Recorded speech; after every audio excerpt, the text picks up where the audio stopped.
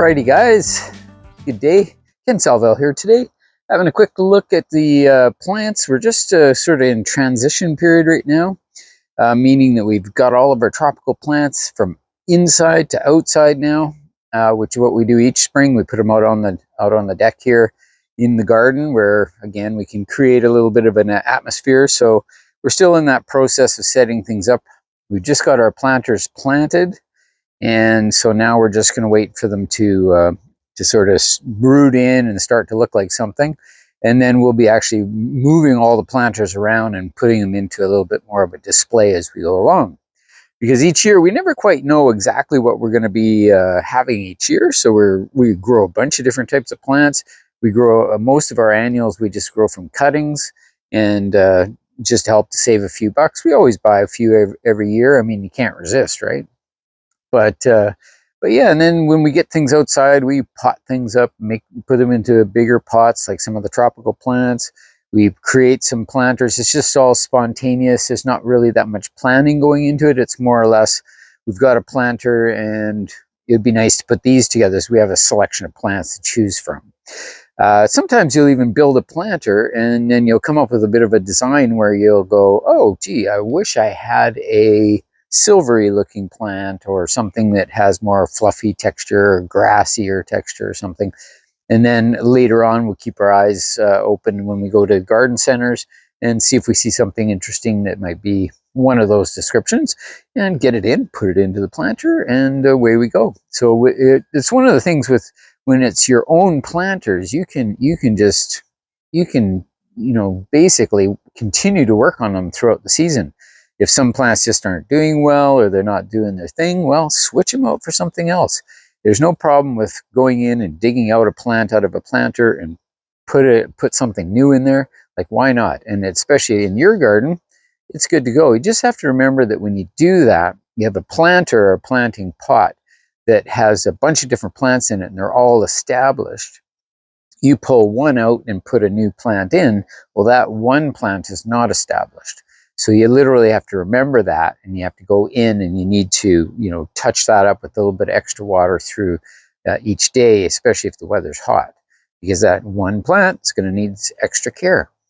So yeah, so what we do is we mix up our soils. We do mix our recycled soil, so any potting soil that we have left over from previous years, we will mix that into like a wheelbarrow or a container. We'll do some recycling with that, where we basically sometimes we'll have materials that are left over from a planting job or something that's very loose and porous, and that's what we look for when it comes to potting soils.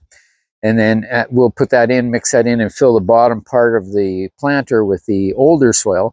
Then we'll just add some of the fresh soil, the new potting soil, right to the surface, maybe about 3 or 4 inches thick, somewhere in that range. And then that just gives us a little bit extra nutrient in that upper level. But what we'll also do is we'll mix in slow release fertilizers into the bottom soil, into the old recycled soil, so that we're replenishing those nutrients as well. So those mixes are often called container mixes, and I can show you one right here. And you can just see this one here. It's one of the products that's available. This one's called Garden Pro. It says perennial and container food, but it says slow release on it. And that's the key. It's just something that slow releases over a period of a couple of months. That's ideal for the summertime. And we're still going to be adding fertilizer as well. So we'll use a water-soluble fertilizer that we'll use pretty much every watering. So we'll be mixing that in. And that's where I've got this a tub out in the back here where I mix my fertilizer water. And then I'll just scoop it out with my watering can, and I'll go around and touch everything up. So we do have automatic watering here. So there is drip lines that you see, the black lines hanging down everywhere. Again, the planters are not laid out where they're going to end up, but eventually we will do more work on hiding those lines. We're not too worried about whether you can see those lines or not, but right now we're just concerned that the plants are getting water. And so with this system, what we do is we will, when we reposition the plants, we'll put the plants or the drip lines in and the little shrubblers that we have in the right locations. And then, you know, we'll check on the plants very closely. We will, again, add fertilizer water as we check them. So, and what I'll have to do is I'll have to follow up with fertilization, because if we have automatic watering, this watering every day, well, the plants are really going to get hungry fast. They're just going to run out of food. So what we want to do is we want to get that extra water in, get the extra fertilizer in, and that'll keep them going. Just remember that with plants in pots, they need to have food. And the higher the temperatures grow, or the higher they climb, the more food they need. So don't forget that. As summer comes on, you got to keep feeding, and even feeding more. So yeah, so that's basically what we're doing. And like I say, we've just got an assortment of tropical plants. We call them like patio plants that we have that were indoors through the winter months. Now they're going outside, and we'll just have a quick walk through here, and I'll just show you some of these things. And yeah, our gardens are always in this constant process. As we're getting older too, it's harder to find the time to actually go out and do some of the real finicky weeding. So what we tend to do is we tend to kind of just let it go and not worry about it. So in other words, your tolerance levels are really important when it comes to gardens. Like some people, it's okay to be really finicky about the garden, but remember, it is nature. And nature has its ups and downs. It has dead leaves, it has weeds, it has seeds, it has insects, it has all kinds of different things going on. So just be aware of that when it comes to nature and in your garden, that you know, unless it's really a show garden or something where you're really going to be particular, then, you know, then by all means you can make it spotless. But I would just say that ultimately it's up to the individual, and that's one thing you can do, is take the stress off of you, which is me and Wendy, my wife, where, you know, we do all kinds of weeding and cleaning up continuously. But when you have, our whole property is a garden, so what that means is that, you know, as we get older, we're just not going to be able to handle it. We're just not going to be able to keep up, and we can't afford to hire people to do it. So what we'll do is we will just manage it best we can, and then we'll slowly start probably eliminating the garden and switching it over, so that, again, as we get older, we might not have the garden at all. So that's something. But I do appreciate, you know, if you have comments on that, you know, about, you know, what you do when you get older and how difficult it is. A lot of us gardeners, it seems like the real passionate gardeners are all, not all of them, there's lots of young passionate gardeners too, but a lot of us are getting older.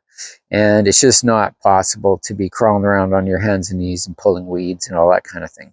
So unless you're wealthy, if you're very wealthy and you have, you know, teams of people that come out and keep your gardens clean, like the, you know, the lady in the Garden Answer, she's fabulous because she has millions of dollars to play with and huge, massive properties. And, you know, she's got really cool things. It's good to see the types of plants that she has.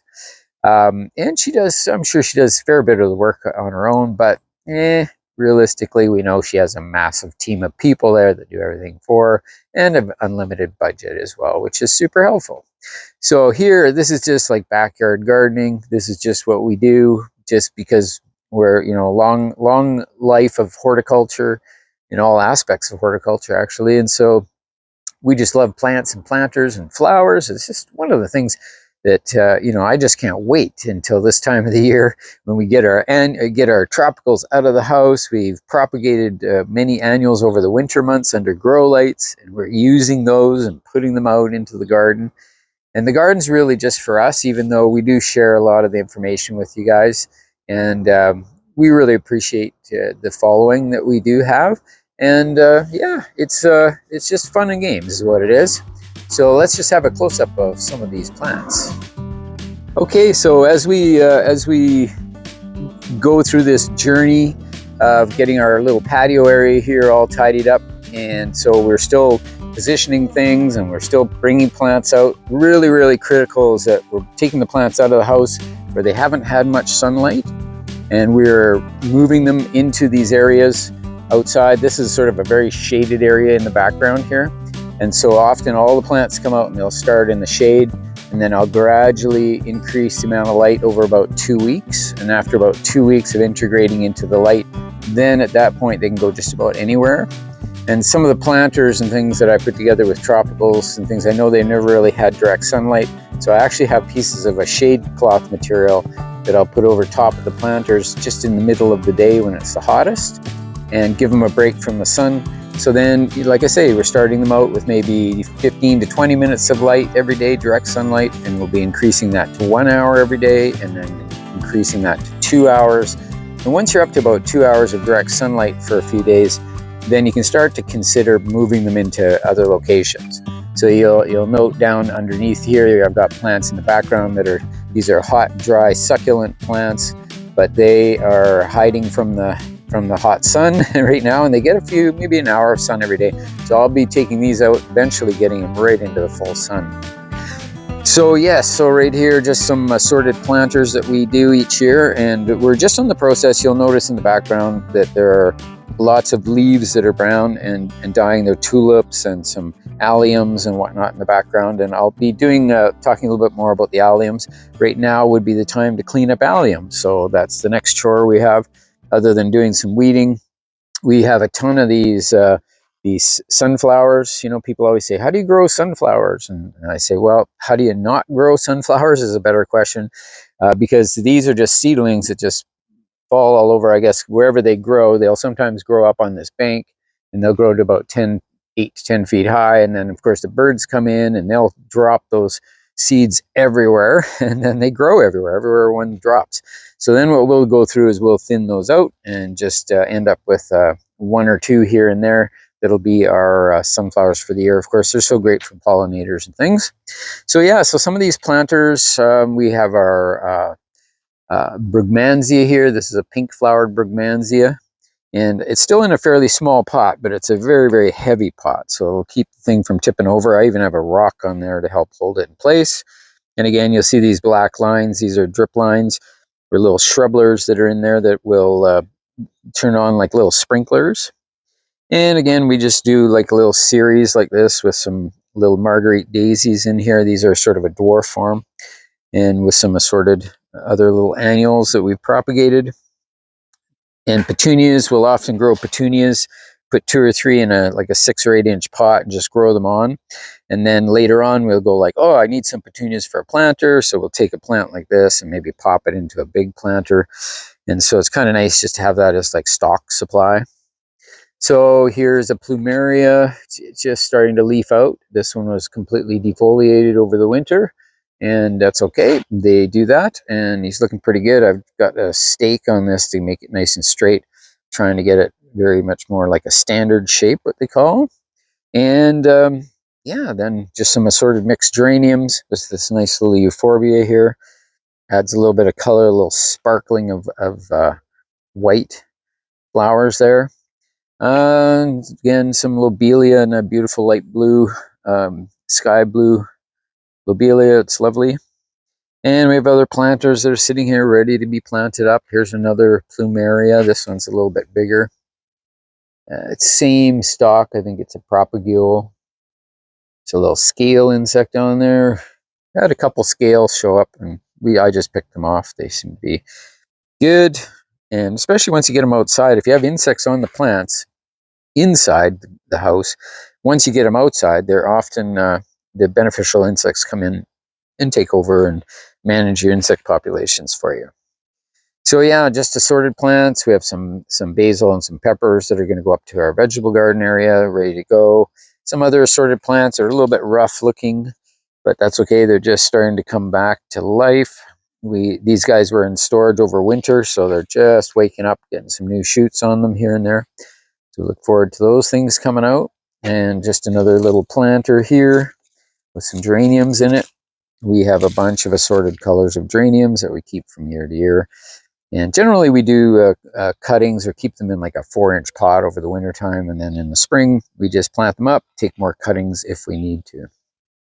Again, we ended up with a lot of the pink petunias this year. Pink petunias seem to be the easiest ones to grow from cuttings, because they just want to live, and they seem to survive quite well.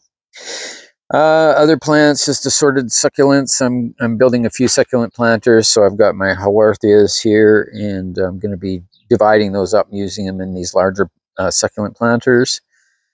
And here I've got an agave. It's quite a rare variety. I'll see if I can get the name on that one. And it's quite good. There's actually a gloxinia underneath there that's just hiding from the sun. It's preparing to go dormant for the summer, and I usually have two gloxinias, and they grow from a tuberous root. So I'll have one that blooms sort of through the winter time, which is what this one was. And then in the spring and summer, it goes outside, and then it sort of dies off here fairly soon. But the other one has been dormant all winter, and it's just waking up right now. So this is when I can get it out. And so I sort of have two different seasons for my gloxinias, so that they're blooming, just at different times of the year. So big ficus, variegated rubber plant, getting that one propagated. I just took a few cuttings off of the other plant. It was getting too tall. And orchid cactus. This is a yellow blooming orchid cactus. So I'm just waiting, as I do always, anticipating a bloom at some point. And here, of course, just assorted annuals. Again, the ones we've done by cutting. Some assorted coleus, and of course the sweet potato vine, which is always nice. More petunias. Quite a beautiful plant. And this guy is a really, really beautiful plant. I'm just going to get you the botanical name on that one. And yeah, it should be good. And lots of stuff going on in the background, that's for sure. So I'll talk a little bit more about that in a moment. So yeah, work areas. We always have lots of work areas out in the back here. We have our storage area where we have a more and more like 4-inch pots. Some things that are sitting on the carts here ready to be planted up. It's kind of shady under the tree there, so it helps to keep the heat off. And I have some Dracaena cuttings in my fertilizer tank, just sitting there waiting to get potted up soon enough. More succulents, jade plants. This is just sort of an assorted tropical container. Again, all cuttings and things that we did ourselves. The Sansevieria, the Plectranthus, silverleaf Plectranthus, begonia. This is a pink dotted spotted begonia. The glaucoma on the side over here. It's going to trail over. A nice, it's called Campfire Coleus. Really nice orangey colored one. And of course the pothos, lemon lime pothos, and a little tillandsia that's made its way out here with the other plants. And this purple leaf, which we're just going to get rooted here. I actually just took cuttings and stuffed them in here. But the purple leaf Tradescantia is quite beautiful. And once the purple and that gold get going, this is actually going to be quite a nice little planter. So more Sansevierias. This guy I'm going to be dividing, and it's getting just overgrown here. And plus I like to use some Sansevierias in some of the planters like this one. So I might be taking chunks of this and maybe putting it in the center of this planter.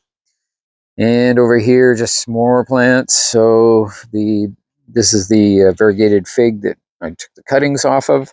And so everywhere you can see I just chopped them basically straight off. And now these are all going to grow new shoots out where these leaves are. And it's going to turn into quite a beautiful plant. These guys, they do suffer indoors over the winter time with a little bit of edge burn. So as time goes on with these types of plants that are grown for their leaves, and when you get nice new leaves, that's what you want. So you leave those plants, those leaves, and over time, as the plant grows a bit and starts to produce new leaves, you can trim off some of the old leaves that might be a little ratty looking. So philodendrons and dracaenas in the back, the big old monstera, which just got moved outside, so that's why it hasn't got its leaves directed yet in the right direction. So more succulents. These things, again, this is kind of a shady spot. This would be an eastern exposure, plus I have the pergola up top here. So it's just gets a little bit of dappled light each day.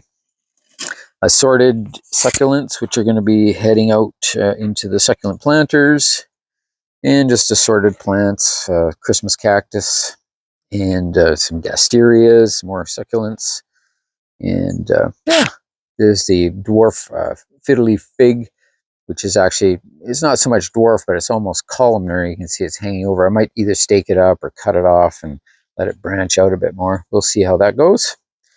And yeah, it's got some another nice little planter here with a hosta in it. These are mostly shade planters, so we do have the bronze leaf begonia, the lobelia, some of this variegated ivy, English ivy. We also have a couple mosquitoes flying around just for ambiance. These big old rocks, these are actually agates, great big agate stones. which they're very large and difficult to deal with. Ocean pitcher stone here as well, which is quite nice. So one day I might end up cutting those. That's sort of what the plan was. We'll see. Anyway, there's lots more going on here, but no shortage of work, that's for sure. And always actually lots to talk about. Sort of what our plan was over time was to just keep adding in videos to this channel and talking about our adventures with perennial plants, annuals, and just keeping a nice little garden for the home and giving us our own little paradise here. When we're sitting outside and the hummingbirds are flying around and the birds are coming around, the bees and the butterflies and everything, I mean, it's awesome. Like, that's why we do all this. And as I was saying, you know, as we're getting older, it is getting harder to do all the work that we need to do here. So we'll see how much longer we can do it.